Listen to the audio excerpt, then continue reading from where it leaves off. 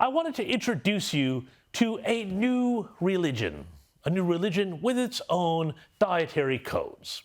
Now, you probably know that many Jews follow the laws of kosher. Muslims have their own dietary restrictions, and of course, many different Christian denominations have their own rules around things like fasting during Lent. Well, meet the climatarians, the new generation of environmentalists who are eating to save the planet, which is great and good on them. But here's the thing.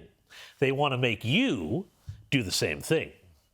And I want to thank my friends at PJ Media in the States for putting me onto this story, because as food prices go up and shortages caused by supply chain issues or international affairs or climate taxes on fertilizers or whatever increase, we are going to hear more about this movement.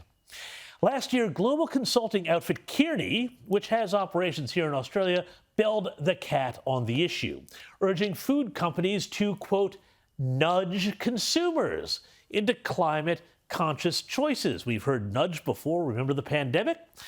They also want them to develop plant-based alternatives to meat and, quote, incorporate novel food tech advancements, code for eat the bugs, into their food. And Kearney had a warning. They said, quote, by 2030, our routine food choices will be climate-directed. The only real question is whether or not climavorism, that's a word for it, will be a forced or voluntary choice, which doesn't sound like much of a choice at all. And that brings us, they said, to the role that CPG companies and food retailers can play in facilitating climavores. Now, just as progressives are trying to legislate and regulate gas cooktops out of existence, they are doing the same with what we cook on top of them. Axios, the news service, has reported that terms like climatarian are getting newfound attention from corporate America as they say young consumers gravitate towards what they perceive as green diets. And the New York Times, so you know it's got to be true, at the end of last year reported that, quote, a new generation wants food from companies that are actively healing the planet through carbon-reducing agriculture, more rigorous animal welfare policies, and equitable treatment of people who grow and process food.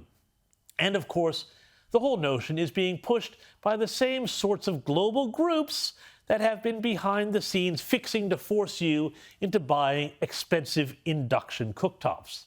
Now, of course, I and anyone else who raises objections to all of this is, of course, tarred as a culture warrior, simply because we don't want experts, so-called experts, to meddle with what we eat or how we cook it.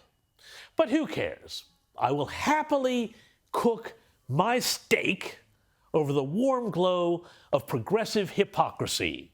After all, the same people who want to keep the government out of our bedroom is very, very keen indeed to get it into our kitchens.